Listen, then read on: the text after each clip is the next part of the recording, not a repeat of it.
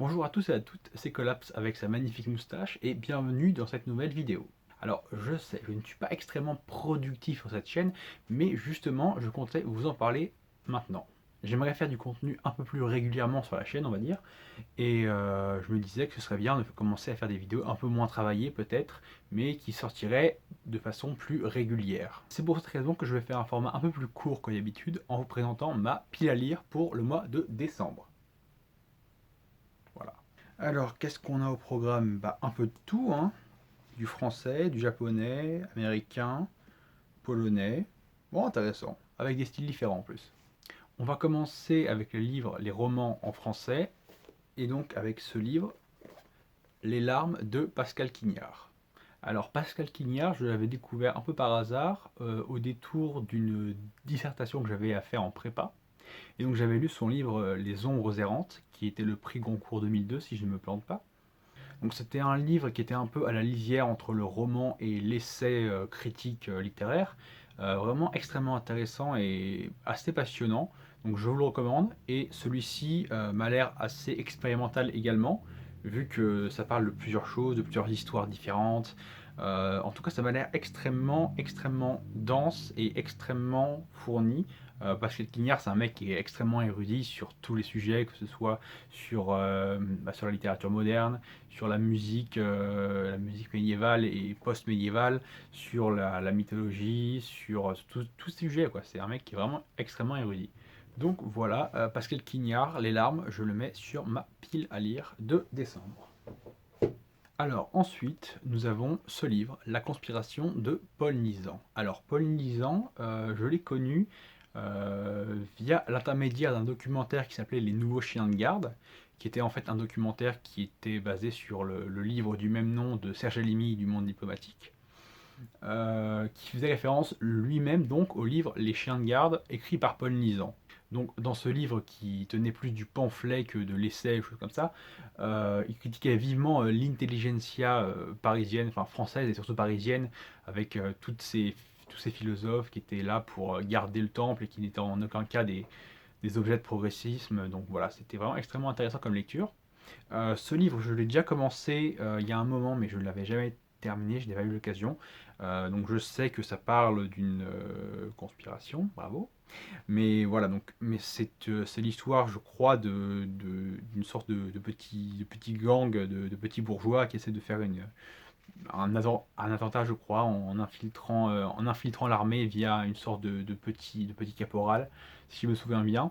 Et c'est une écriture qui est extrêmement bien écrite. Alors j'avais essayé aussi Aden Arabi, qui est quand même beaucoup plus connu de lui, mais j'avais eu beaucoup de mal, j'avoue. Alors que celui-ci me donne beaucoup plus envie. Et puis surtout, l'écriture me plaît beaucoup plus que dans Aden Arabi. Donc dans mes souvenirs, c'est un livre qui est quand même assez complexe, qui est un livre assez dense, mais qui est extrêmement clair, avec un style qui est absolument excellent. Donc voilà, ce livre rejoint ma petite pile à lire de décembre. Le troisième livre de cette pile à lire, ce sera donc Pays perdu de Pierre Jourde. Alors j'ai eu la chance de rencontrer Pierre Jourde lors d'un colloque qu'il donnait à l'université de Montpellier. C'était un mec extrêmement intéressant et donc c'est un livre qui parle vraiment de la ruralité, je dirais. Comme vous le savez depuis la vidéo sur 7-7 de Marin Fouquet, la ruralité c'est quelque chose qui me touche beaucoup. Donc dès les premières pages, en tout cas moi j'ai senti une proximité avec le narrateur, en tout cas avec l'écrivain qu'il était, qui a eu des problèmes ensuite à l'apparition de ce livre, vu la critique qu'il faisait, on va dire, de la campagne française. Il a reçu même des menaces, il a été menacé, son fils, je crois, a reçu des coups, enfin bref, c'est allé assez loin cette histoire. Donc c'est un livre qui me fascine un peu. Je vais essayer de le lire rapidement, bon, il est assez court, il fait moins de 200 pages, je crois. Moins de 200 pages, il fait 170 pages à peu près.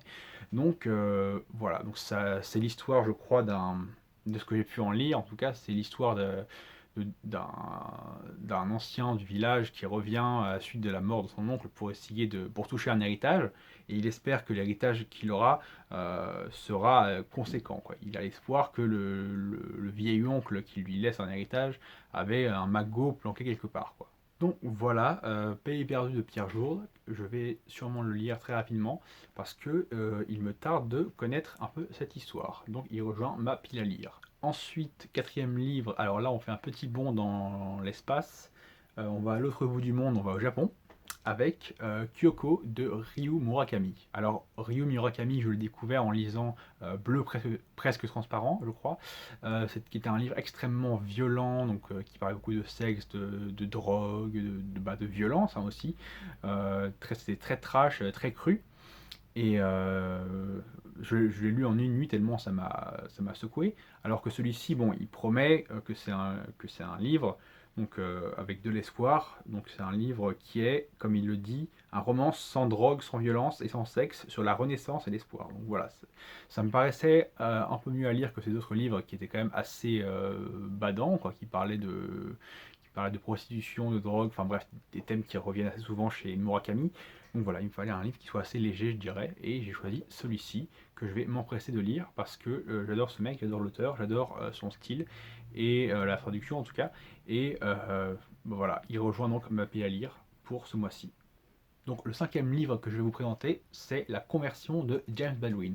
Alors c'est un roman qui est assez autobiographique, d'après ce que j'en ai compris, et qui m'intéresse d'autant plus pour cette raison, parce que James Baldwin c'est un auteur que j'ai déjà lu. Alors je l'ai découvert via le livre slash documentaire I Am Not Your Negro, réalisé par Raoul Peck, qui était extrêmement intéressant, donc voilà, qui partait un peu sur la mort de trois des amis de James Baldwin, un dont j'ai malheureusement oublié le nom, mais les deux étant évidemment Martin Luther King et Malcolm X. J'avais également lu son bouquin qui est reparu assez récemment aux éditions Folio, La prochaine fois le feu, donc The Fire Next Time, qui était une réponse à un de ses neveux qu'il interrogeait sur l'avenir des Noirs américains.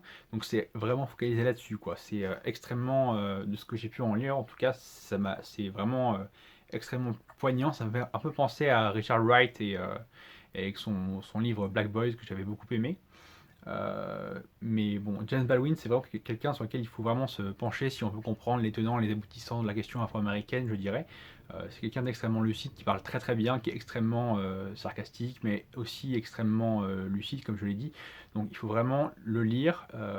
Il y a aussi un livre que j'ai, qui est Giovanni's Room, donc la chambre de Giovanni en français. Je l'ai en version anglaise, donc il est assez simple dans mes souvenirs, donc je pense que je le lirai assez facilement. Donc voilà, il rejoint ma pile à livres pour ce mois-ci. Il fait, je crois, 300 pages. Voilà, 300 pages, exactement 300 pages. Donc, je le garde. Donc, sixièmement, un livre qu'une amie m'a chaudement conseillé. Il s'agit du Sanatorium au croque-mort de Bruno Schulz. Donc là, c'est un auteur polonais. Donc c'est un ensemble de plusieurs nouvelles qui m'ont l'air assez intéressantes. J'avais déjà lu son premier bouquin qui s'appelait Les boutiques de Cannelle, qui était une ambiance qui était extrêmement intéressante, qui parlait de la folie, qui parlait des manies, mais avec un style qui était très très beau, très très, je dirais, un peu comme si le temps s'arrêtait quelque part, et c'était très tamisé aussi, j'ai beaucoup aimé ce style, donc celui-ci m'a l'air un peu plus rentre-dedans, je vais voir un peu ce qu'il en est. Je suis très curieux, je n'ai pas lu encore une seule page de ce livre, donc je vais lui laisser sa chance et je vais m'en occuper ce mois-ci. Voilà, donc il rejoint aussi ma pile à lire. Petit bonus pour ce mois-ci, il s'agit du livre Elliott Smith Can Make a Song de Thierry Jourdain. Donc Elliott Smith, c'est un de mes auteurs-compositeurs préférés. Donc il est mort malheureusement prématurément en 2003, je crois. Et donc je suis tombé sur ce bouquin et je me suis dit qu'il me le fallait absolument. Je connais un peu l'histoire, j'ai vu le documentaire qui lui a été consacré qui s'appelle Heaven Headers You, que je vous conseille fortement. C'est un musicien extrêmement, vraiment incroyable, qui est très touchant. Vous l'aurez peut-être croisé au détour d'un épisode de Rick et Morty. Donc c'est vraiment un musicien extrêmement talentueux, donc ça revient sur les débuts de sa carrière avec son groupe Hit Miser, puis sa carrière solo, puis la fin de sa vie. Bref, c'est un bouquin que j'ai hâte de lire pour découvrir encore plus de choses que ce que j'avais déjà sous la main avec le documentaire. Donc Thierry Jourdain qui est aussi l'auteur d'un bouquin sur Christophe Miossec que j'aime beaucoup et que j'aimerais aussi avoir. Mais pour l'instant je vais me lire celui-ci et il rejoint ma pile à lire pour ce mois-ci. Donc voilà, ce sera tout pour aujourd'hui. Merci d'avoir suivi cette vidéo. Tu peux liker, partager, commenter, tout ce que tu veux. T'abonner à la chaîne parce que des choses vont venir un peu plus régulièrement. Normalement, je vais essayer de poster du contenu toutes les semaines. Je vais essayer quand même de le travailler, pas que ce soit bâclé, j'ai pas envie que ce soit bâclé. Donc voilà, je vais essayer de me stabiliser au niveau de la production.